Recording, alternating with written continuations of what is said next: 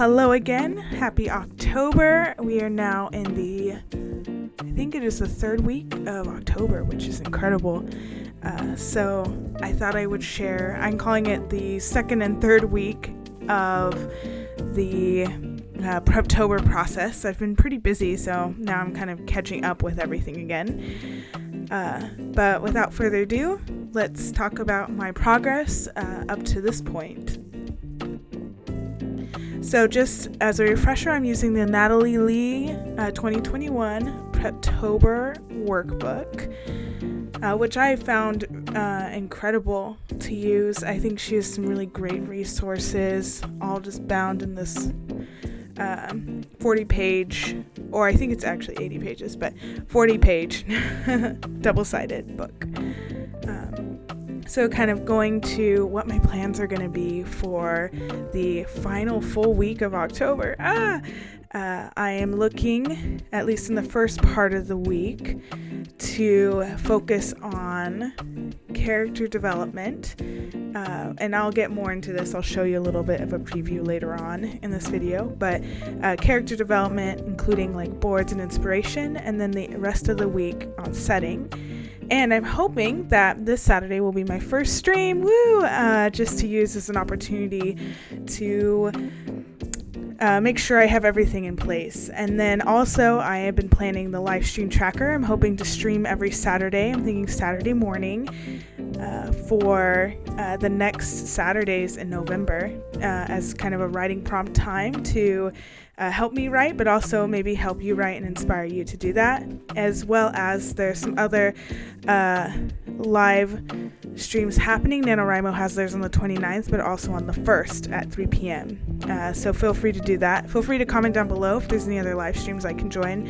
That'd be fantastic. But moving forward, let's look at what I've been working on, which I just showed you. Natalie provided this Basics of Your Good book, and she provides some examples based on story, mood, genre, setting, character, and theme. So she included things like Harry Potter and some of her books as well, Song of the Dryad. Avatar: The Last Airbender was on this list also, so a lot of things. But I found it really helpful to see that example, but kind of getting into what I have written for that. So for stories, I included the Jane Eyre, which is the one I'm currently reading right now, which I'll get into next month, where I talk about my reads for this month. Jane Eyre was one of them. Infinite Country, Living Beyond Borders, those are the ones I read for September. Latinx Hispanic Heritage Month, Hunger Games, 1984. I even put WandaVision on there because on so many levels, it's incredible how they tied that together really well. And some of the other books that I find very fascinating that you have to check out. And then I kind of put moods from some of these stories. So something I saw was like contrast of moods and setting, seasons, gloomy, hope, whimsical. And then for genre, I put like criticism, autobiographical, historical fiction, dystopian. Those seem to be interests of mine. Also, I'm interested in like maybe mixed media or graphic novels. For setting and character, I looked at some of the settings from the books I've written, like forests, swamps, jungles, main characters, and then themes, which is like survival, adaptation, love, heartbreak, I think the power and abuse of it, and all of that. So very cool reference. I think it helps you get in the mood for some of the rest as we're starting to brainstorm, which we'll just get into. And there's nothing color coded. I just used a bunch of random colors because I just really enjoyed them. So feel free to do that for your own as you plan. And then for brainstorming new ideas, I had a variety of ideas, and I'm actually thinking about bringing some of these ideas together and melding them, and I did just different colors to help represent the different ideas. And on the second page, I started trying to do that and trying to figure out, okay, how can this book, be broken down, so on and so forth. And she also provides additional pages for that as well. As you see here, narrowing it down, you choose 3 ideas, and then from there you develop, what's the novel idea, what is the main problem, and what is the premise, which I think are excellent questions to ask to figure out and filter through your ideas. And then she also provided on this next page, as you see, a writing playlist, which I'm going to just fill out as things kind of come to me and inspire me as I'm writing this novel during November. And she also created this page that's called Creating a Mood, and I struggled with this one a lot, I have to be honest, and I'm still kind of figuring it out.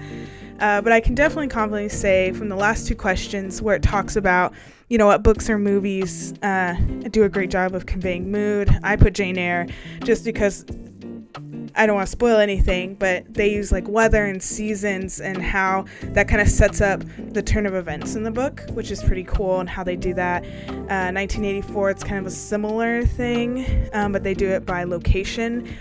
I put Frozen 2 because I saw it recently, and then Squid Game. I've never saw it, but I just know about it, and that's I think a prime example of like contrasting, where it's using these children games that are supposed to be cheerful, but then it's like serious adult consequences, life and death for money. So pretty crazy.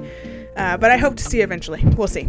And then moving forward, as I said before, these are the pages that I'm anticipating on working on this week, which is main character development. Now that I have some ideas of where I want this to go, she includes this very detailed section for building a villain.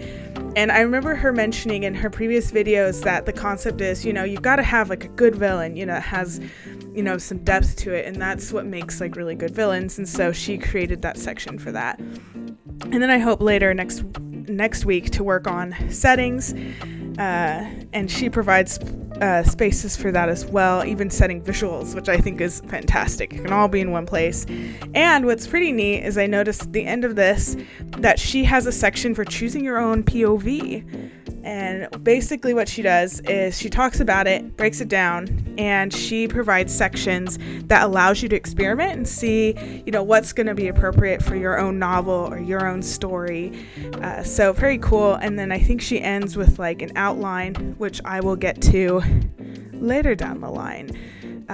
But yeah, so that's the progress that I've made thus far on this whole thing. And well, here we are, and let's get to it. And I hope to see you this Saturday, October 30th, for, I guess, my first stream, and hopefully some final preparation as we get ready for NanoWrimo. Well, then again, feel free to subscribe and click the notification bell so you don't miss the upcoming live streams that I'm planning, as well as any other videos and any other things that I'm up to. Feel free to keep track and join the group, if you will, whatever group it is. But nonetheless, happy writing, and I hope to see you again next weekend. So, woo! And it's also going to be Halloween, so that's the whole thing. I might dress up. We will see. We'll see how this all goes.